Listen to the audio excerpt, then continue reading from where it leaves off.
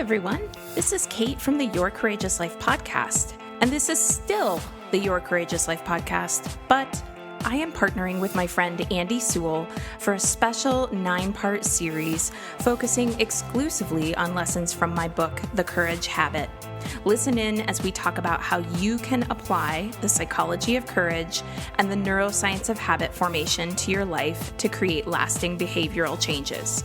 If you've ever wondered how someone can learn the skill of being more courageous in their life, this special Courage Habit series that I'm embedding within the larger Your Courageous Life podcast is it.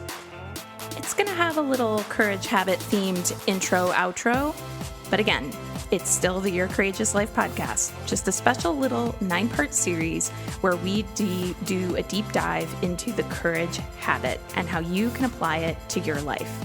Let's get started. Welcome to the Courage Habit Podcast, an exploration of the Courage Habit, the book and the program designed to break the fear-based habits holding you back and replace them with the courage-based habits to enjoy the life you want. The Courage Habit was written by Kate Swoboda. She's a life coach, creator of YourCourageousLife.com, and director of the Courageous Living Coach Certification Program. In this limited series podcast, I'll be asking her questions about the book and her experiences teaching her techniques. And he's Andy Sewell, an audio producer who has started a new career after 2 decades of corporate work. Andy is an amazing storyteller, he's ferociously curious, and he's someone who has read The Courage Habit. So he was the perfect person to ask about hosting the Courage Habit podcast. You can learn more about Andy at audioephemera.com. Each episode of the series is a continuation of our conversation. And since this is the first episode, please subscribe to the podcast so you can get the entire series. Thank you for joining us. Now let's get into the conversation. So I called this first episode Origin and Opportunities because I think origins have a big, important value in our culture. There's so much energy and spark when we tell important relationship stories or, our first day at the first job. And it's often big benchmarks in times of change in our life. And we kind of use those as points where that's when everything started going off and running. That as life, or especially this year, has taught us, it's usually a lot of starts and stops. And I've been thinking a lot about how many people might come to the courage habit or decide to make a big change in their life when they want a big disruption. But we have nothing but disruption a lot this year. So I'm curious for you, Kate, if you see all this disruption as actual potential opportunity for big positive changes in people's lives.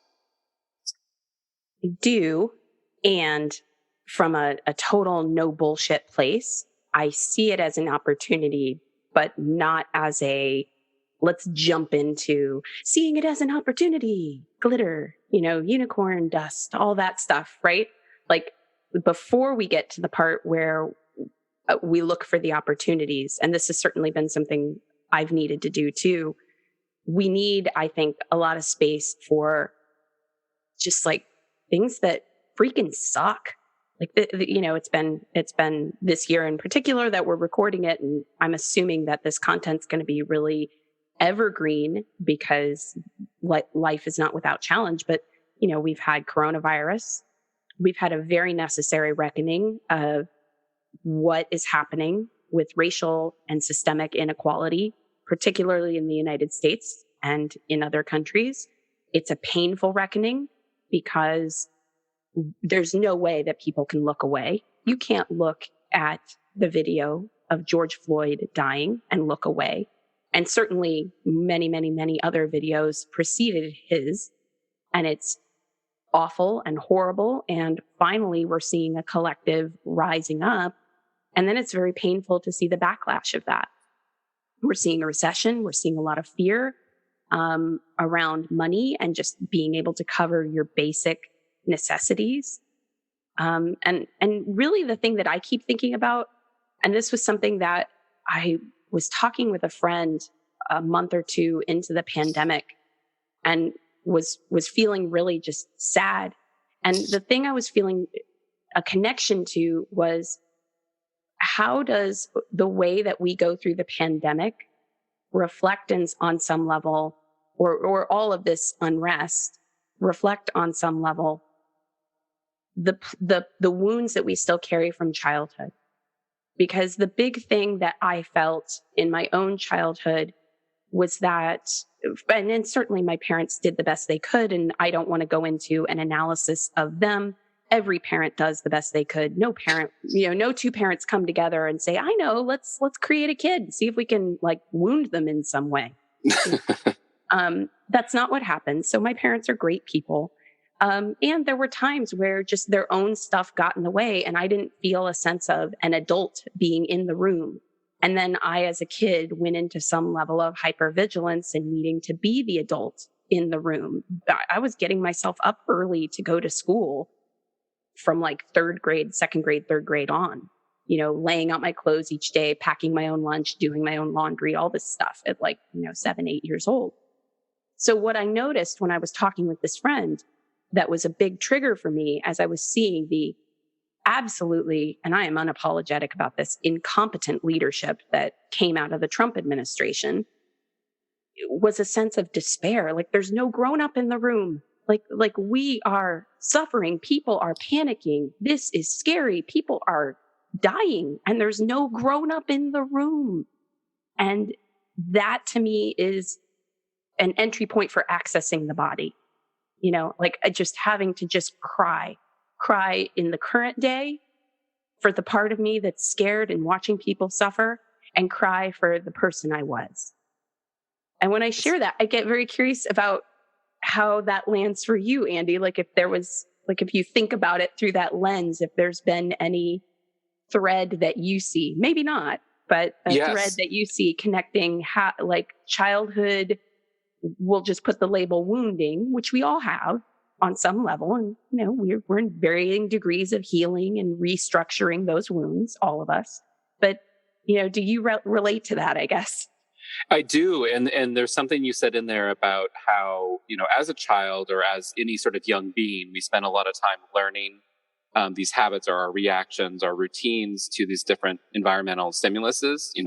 We're hungry, we cry, and then as we get older and we learn to communicate, we're hungry, we learn to ask for it. And then at some point, we satiate ourselves for that. And I'm curious on two fronts, because yes, I'm noticing that there's a lot of familiarity with that feeling of the people who are in control and to provide safety and comfort are not doing what I think they should be doing to provide safety and comfort. And you talk a lot about these learned behaviors. Why is it that something happens so, out of fear, that we go back to these kind of really basic things we learned as a child, as a very young being that was learning the world? What's this scientific connection between the realities we have now, where we have very big stress, and similarities to how we've developed habits when we were little? Well, the kind of like personal growth would be we do what is comfortable. And the actual scientific piece would be that the brain actually finds it less stressful to do the thing that it knows than to try to figure out how to do the thing that is unfamiliar. It's actually more stress for the brain to try to grapple with the thing that's unfamiliar. And so, in the book, I talk about the basal ganglia as I personify it as the sort of project manager of the brain. So a project manager has a project it needs to get done, and that's comprised of a series of tasks. And a lot of different things come at a project manager in an organization. And the project manager is needing to delegate and say, okay, I need you to do this. This needs to be done here. This is, how we're doing it. Now, of course, if I always say this, if there are actual neurosurgeons or, anybody who's got like a PhD in how, all the different functions of the brain, I am, of course, being drastically reductive. The basal ganglia does not operate alone. It operates in coordination with many other parts of the brain. But the basal ganglia does have this function of, okay, stress, what do we do with it? Can we retrieve something we've done before? And certainly comfort is something people will be turning to during times like this. And people make jokes about the quarantine 15 of, gaining weight because they start turning to food. And it makes all the sense in the world to me that people are turning to food. I think I read an article towards the beginning of the pandemic that alcohol sales had gone through the roof. It's like, well, yeah, makes sense to me, right? Because, of course, yeah. because people are seeking comfort. Now, is it in your long-term best interest to use any substance to try to handle a feeling? No, of course not. But it's understandable that that is what we do in the short term. And there's a passage in there. There's a passage in there that you talk about that I was a little bit curious about that exact thing. When something comes up and our reaction to it is just to delay or postpone any sort of reaction to it, and we get a little bit of like, okay, I don't have to do that now. I can do that tomorrow. I can pay that bill tomorrow. I can reply to that email. Whatever the task might be at the hand, that is a positive reinforcement, correct? Like what we're feeling is, oh, I put it off. That's a good thing. Yeah, it's an unfortunate thing because it yes, absolutely. The brain gets a little hit of like, okay, I'm not going to deal with that difficult conversation right now. Or I'm not going to pay that bill right now. I'll think about it later. And it gets compartmentalized and it reinforces the loop that this is the thing that brings comfort.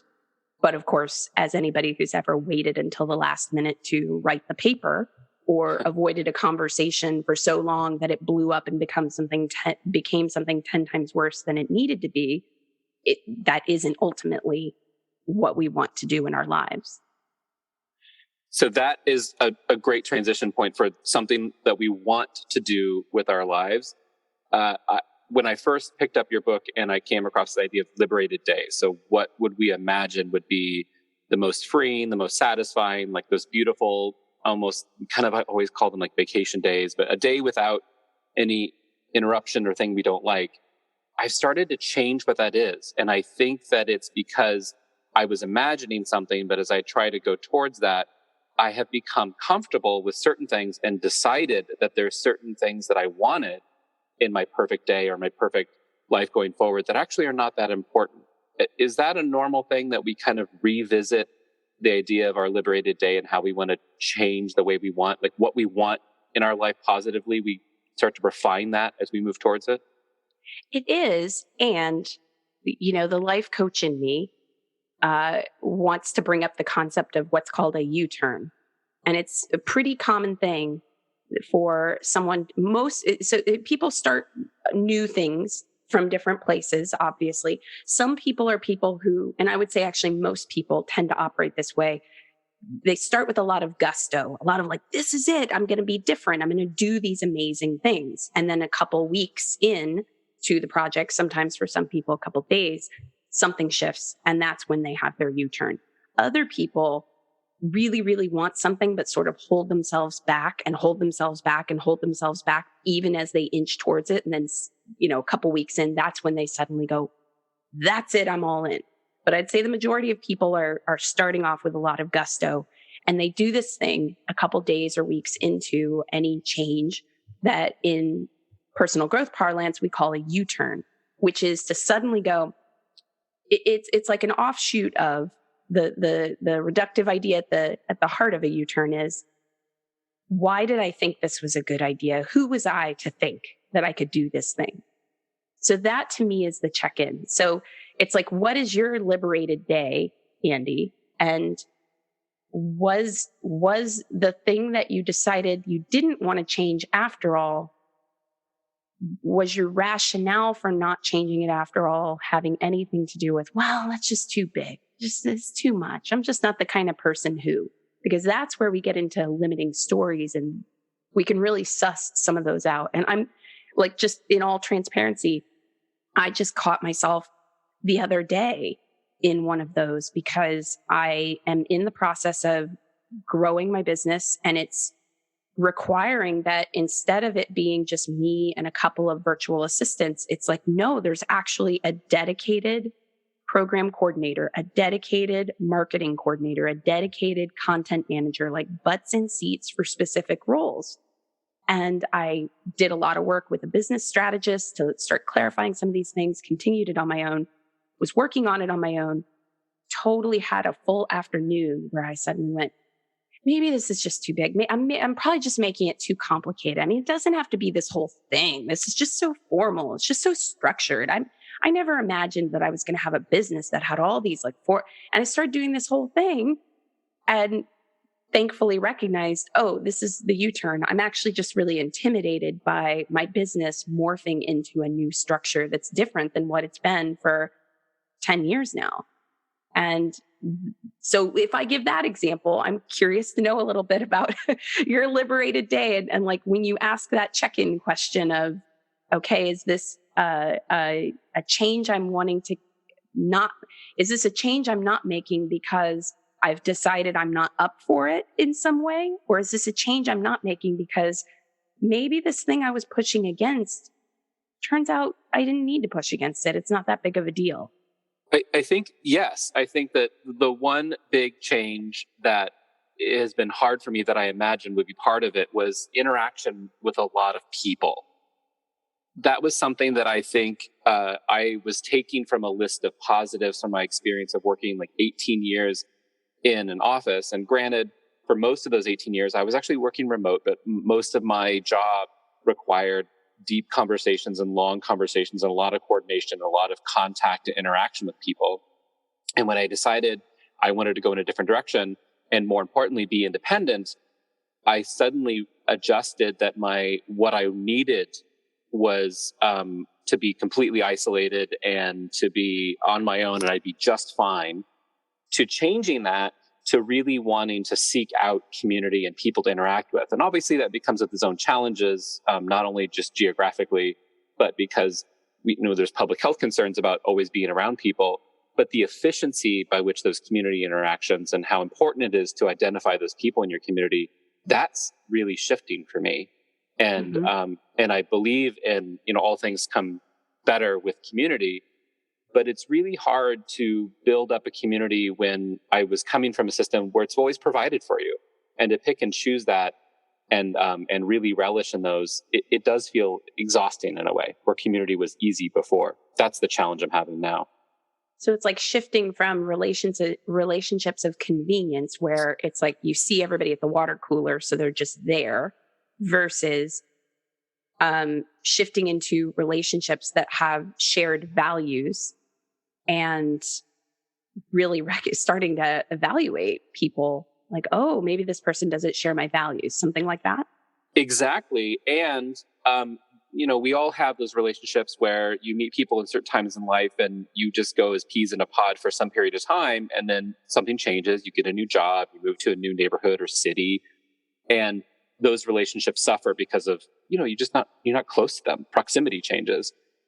The other part of it is when you're working a little bit more independent or you're working on a discrete set of goals, you start to evaluate everything. You're observing how those relationships are either benefiting you. You're observing your reaction to those and kind of cataloging all of my routines and saying, oh, this kind of dynamic is not what I need. I actually need the same output, but from a different person, and I have to go seek that out. So knowing what I'm looking for before I go looking for it is a new skill versus being in a system where it's all provided for you and you figure out how to work with the tools that are provided for you to get the results you're actually going for. That's part of it. Yeah. And then there's the added layer too. I don't know if you've encountered this, which is that when people start going after the things that they want, particularly if it is something really audacious, other people get triggered by that, and that changes the relationship. So you leaving your corporate job to do the work that you're passionate about. I don't know if this has happened with you, but my guess would be that at least one person in your orbit got triggered by that because it's something they want for themselves. It's not about you. It's not about you did something wrong. It's their own stuff. And they don't even realize that that's why they're suddenly feeling more distant or less inclined to connect. And then, of course, there's the flip side kind of that, which is sometimes when we make a bold move of some kind, and then we start to notice the people who are, I think of the term like wet blankets. They're not bad people. They're just the first to point out, I don't know if it's a good idea in this economy, which like, I gotta tell you, like my entire life, there's been someone who's been like, I don't know if it's a good idea in this economy. I don't think there is an economy that is ever conducive to any big risk anyone wants to take. Yeah. Well, I also think that's the thing we learned too about those kind of big nebulous things like economy or whatever, is that they never benefit everybody all the time. They're mostly fraught with you not always getting what you want. And that's a reality of the world that somehow hiding away from those things doesn't really alleviate, but gives us that weird feeling that we're not having to deal with change.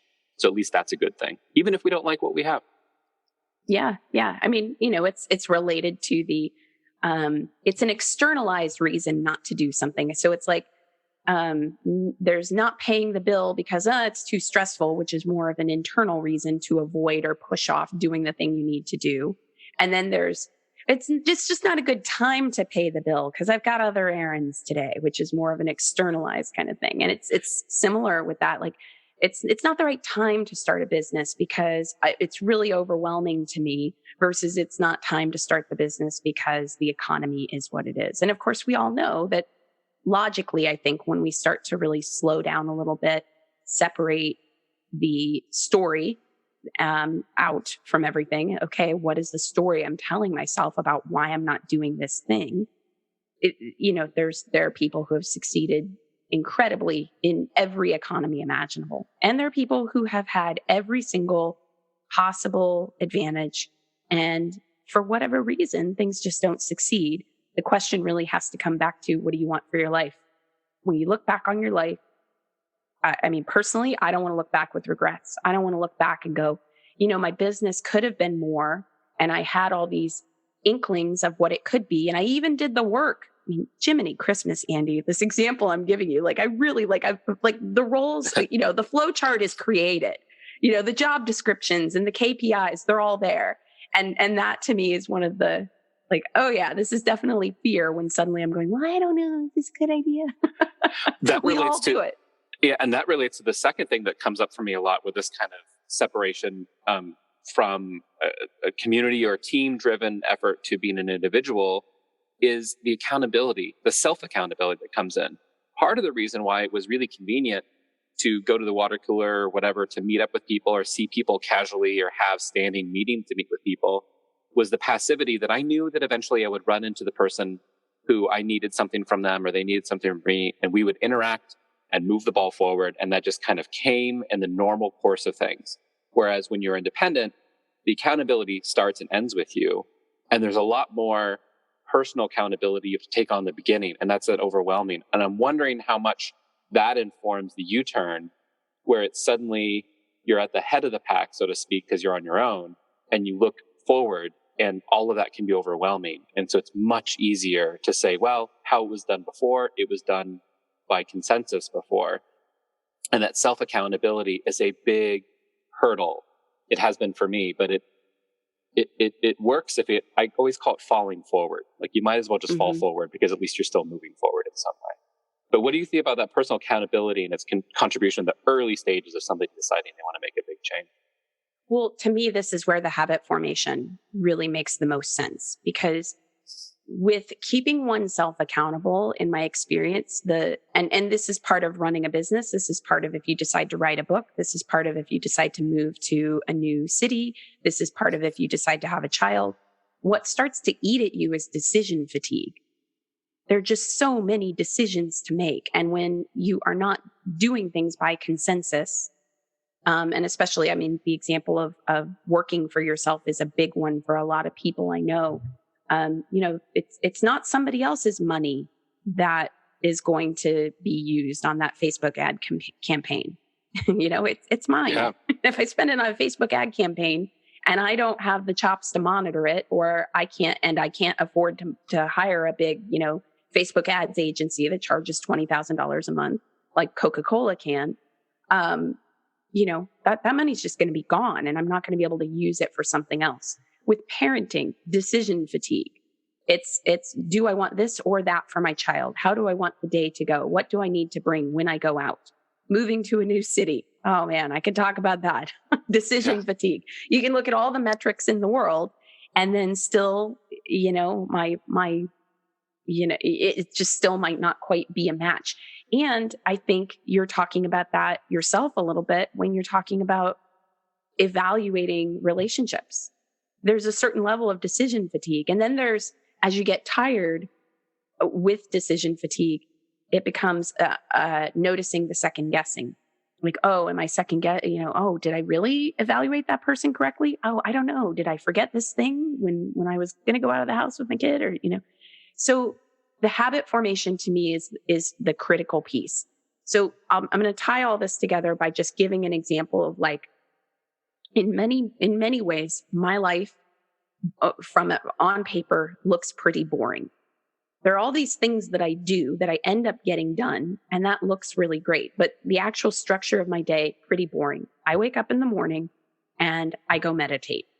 And that is a habit for me that this is where we get into self-responsibility and that accountability to the self.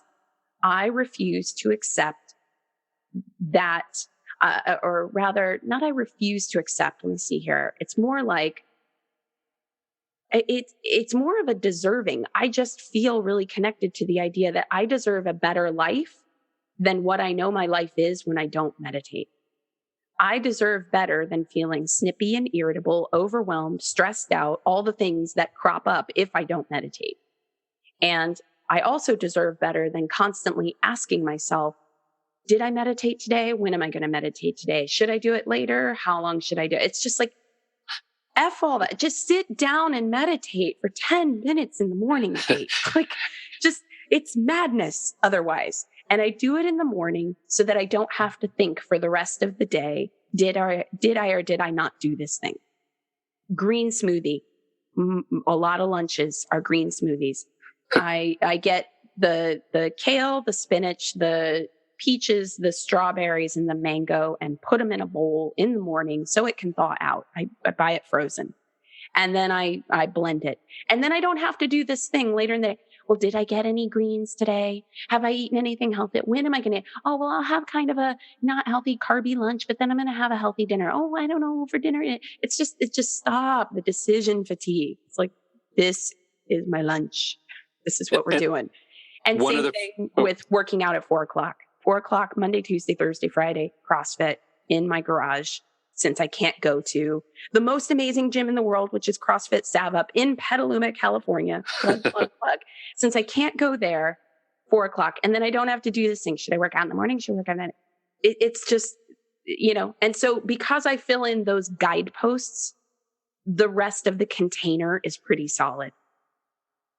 It's that part. It's the phrase that often comes to me when I'm thinking about this is, everything that needs to get done, I'm going to be the one that has to do it. And then everything that doesn't get done, I'm the one who didn't do it. And that originally that was a phrase that I felt was very liberating, that I'm going to be self-sufficient, I think was what I was trying to get at.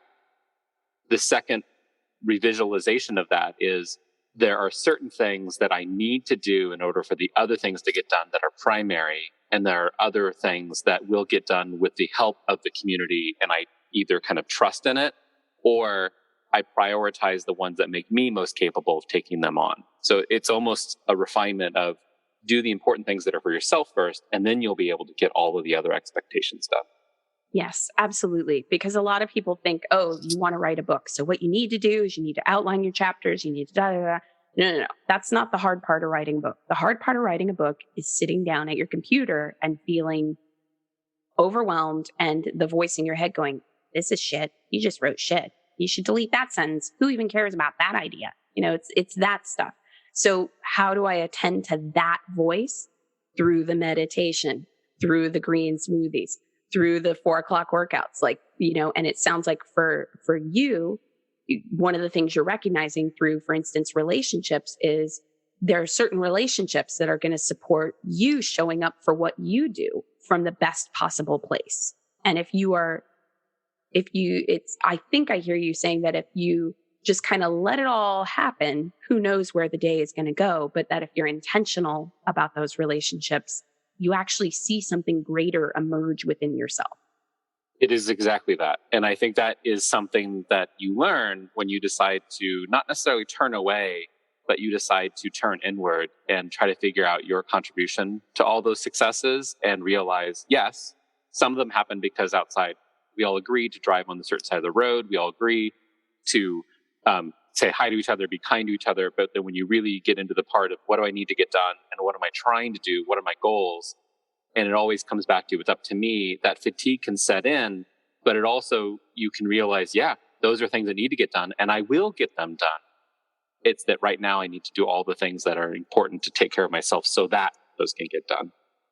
Yeah. And it's very different for everyone. Like a night owl, I hear about these people who are like, they're writers. I hear this a lot from writers that they start getting their really good writing juju going at like 9 o'clock at night. They go till midnight and then they take a little break and they go to bed at 1 a.m. I mean, that's not me, right? So it's all about, I'm a morning person. I'm clearest and can think best and write best and all that in the morning. So it's all about this process of trial and error. And I think the thing to look out for everybody is when you feel the discomfort as you start doing the new thing, because this is just so common. And I feel like I want to say it really directly. When we start doing something new, the discomfort, really what it is we feel stupid. We just feel stupid. Like we feel stupid the first time we try to work out and we don't know what we're doing. We feel stupid the first time we're pulling together the green smoothie. There's a lot of, well, what am I even doing here? I don't know. It doesn't feel right. Let me just have a burrito, Like it's just, and it's so on autopilot to respond to that discomfort by just reaching for the comfort. And that's the habit formation piece.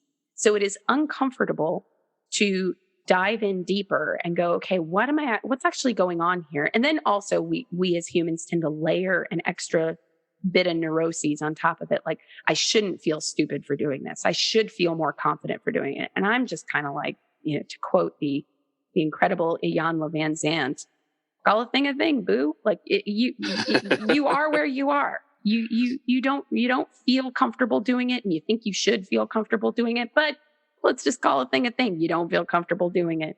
So let's deal with that and go ahead and call it what it is, which is fear. And I think go from there. I think that's the one thing that I've solidified on is I'm totally top to bottom a saboteur.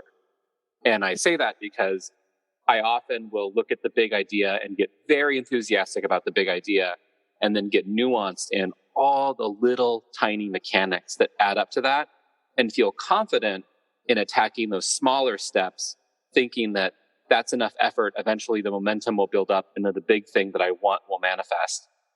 And then the other side is when those things don't happen, I start putting those into where I'm not doing this thing right. So I'm going to go do the other thing. And then obviously I keep repeating that. So I get more and more things to be doing. And now I'm juggling and nothing's really moving forward. So I'm really on the lookout for those distractions. And I think that I've done well by doing those distractions because then I can handle the kind of jack of all trades or Swiss Army knife approach to any problem. I have to solve the problem. I'll figure out whatever tool I need. But it's also been exhausting and a lot of fatigue in trying to hone that so that I am using those skills to keep moving forward rather than delaying my progress. Yeah, that's like I use the like the kitchen stove timer technique with that. I mean, I'm showing my age here. Everybody uses iPhones for timers now, but like I don't even know if my stove has a timer, but I'm going to check when I get home. But basically, back in the day, you youngins, before the iPhone, when you needed to make yourself do something, you'd go set the timer on your oven and like force yourself to get a butt in the seat until you had put whatever, 30 minutes or 60 minutes or whatever you set for your timer on the kitchen stove. I actually still do prescribe as a practice for clients sometimes the kitchen timer because I find that the phone alone, people get distracted with their actual phones with the timer. So set a timer on your phone, set a timer on the kitchen timers or the kitchen stove, set a timer on your microwave. And then, you are not allowed to stop working on the project or the piece of the project that you said you were until those go off.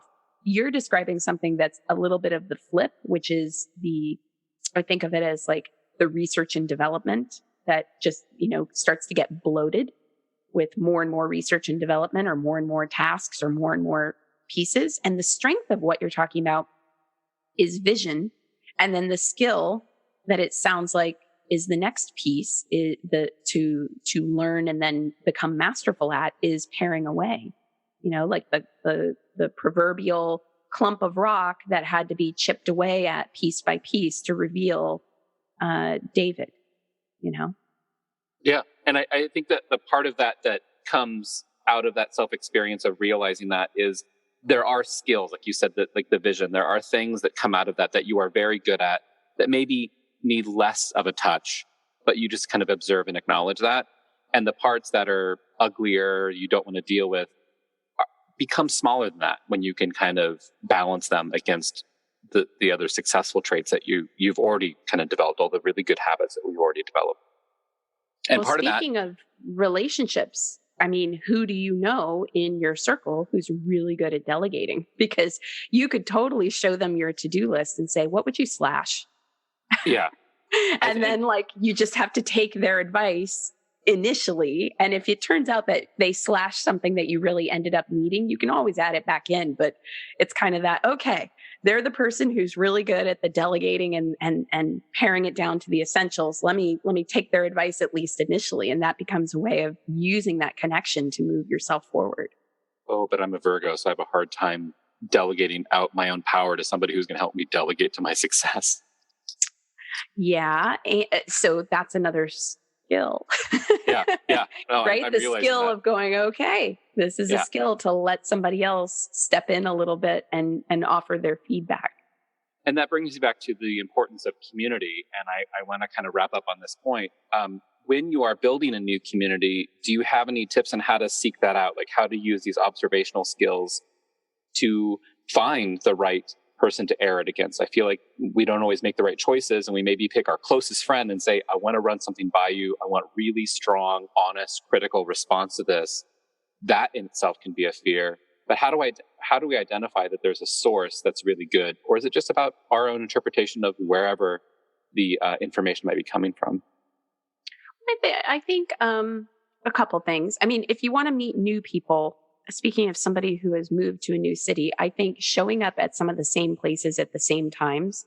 We're in pandemic mode, but parks, right? I can go to a park with my kid. And so showing up at some of the same days and times to sync up some routines is one way to start meeting people. And once life is back to normal-ish, coffee shops, things like that. Those are places we can go to. Something I really look for in people that I want to get to know better is this person really passionate about something? That's something I notice myself looking for. I don't really care what the thing is that people are super passionate about. And as a for instance, I'm going to invoke what might seem like an odd name, but Rachel Zoe, the stylist, she is so passionate about clothing. I used to watch the Rachel Zoe project, not because I was really interested in the clothing or the drama, but I find somebody who's really passionate about whatever their thing is to be magnetic. I just find, like, if you're passionate about geological rock formations, in my day-to-day life, I give no shits about geological rock formations, but to hear someone talk about why they're excited about it is just incredible. And I think it's one of the things that actually drew me to you. So, people, if they, I don't think we talked about how we met, but we met through my husband, and who is also named Andy. Yeah. And you came over for dinner, and it was very clear to me right away that you were someone who read things, who was curious about things. As you talked about your own work and the different projects that you were doing with the different audio projects, it was just very clear to me. And I don't mean passionate as in like sticking a finger in someone's face going soapboxy, like you have to do what I'm doing and believe in it and want it as much as I do and all. It's not that. It's that you're doing a little bit more with your life than I go to work, I come home, I watch Netflix, I go to bed, I go to work, I come home, I watch Netflix. There's something going on that is a draw for you. And I find that anybody who has something like that in their life, no matter what it is, they are going to be someone who, at the very least, will be fun to talk to. And at best, they probably have some really wise insights into going after something that you really want. So it's like, to me, it's look around at the people in your life. And a couple questions I like to ask people are things like, so if I really knew you, what would I know about you? I also like to ask, what's really exciting in your world these days? And then I also like to ask, what's the best book you've read lately? And the book one I'd say is a good a good litmus test, because if somebody's like, it's been a long time since I read a book, it's usually going to be that they go to work, come home and watch TV and go to bed. And that's not a dig or a put down on someone who's living that life if they're really happy and satisfied with that life. We all need different things. But what I am drawn to, and then what I'd encourage you from this question you asked to look for, is who are the people who are deeply excited about something, whatever it may be. And I think we have the freedom now in this world to create that community by any means possible. It doesn't have to be proximity. It doesn't have to be your office mates, your classmates, your neighbors, your friends. It could be people who are genuinely into the same interests you are, or at least have the same enthusiasm. It's become easier to find people that have similar interests. Yeah. I mean, perhaps the only other thing I would put on that is that as I've gotten older, I have really paid more attention to in early in relationships, friendships that are developing, how someone responds when I'm having a hard time. So if I text them and I say, you know what, if they're like, hey, how you doing? I'm like, I've kind of been having a hard time, pandemic fatigue, da da da. If somebody responds with something kind of like, yep, that's how it's going, we're all suffering, just got to keep on going on, without a kind of like, oh man, I'm really sorry, I moved to a new city in 2020 amid a pandemic, just for fun. Not really. And that's just, as I'm forming some new relationships at parks, for instance, standing 6 feet away from people. That's just something that I'm paying attention to, is like, if I have a rough day, or if I say, oh, this or this or this happened and it was difficult, if it's a parenting anecdote, or if it's whatever it might be. If somebody is just really kind of, I was about to say stoic, but even stoicism involves some empathy. But if they just tend to lack empathy, if they want to have a stiff upper lip, move on, suck it up, buttercup, I notice that much earlier now, whereas I used to just kind of ignore it and go, well, we just don't know each other very well yet. And maybe that is like, no, people are telling you who they are pretty early on. Thanks for listening to this episode of the Courage Habit podcast. And thanks to Kate Swoboda for joining me. You can find her book, The Courage Habit, wherever you buy your books. Please shop local when you can. You can also find out more information about her, the Courageous Living Coach Certification Program, and other resources at yourcourageouslife.com. And you can find out more about Andy and his work at audioephemera.com. That's audio ephemera, EPHEMERA.com. Subscribe to this podcast to get all the episodes and share it with a friend. Also, please rate the show and leave a review, as it helps others discover the podcast. Join us next episode when we continue our conversation about building a courageous life.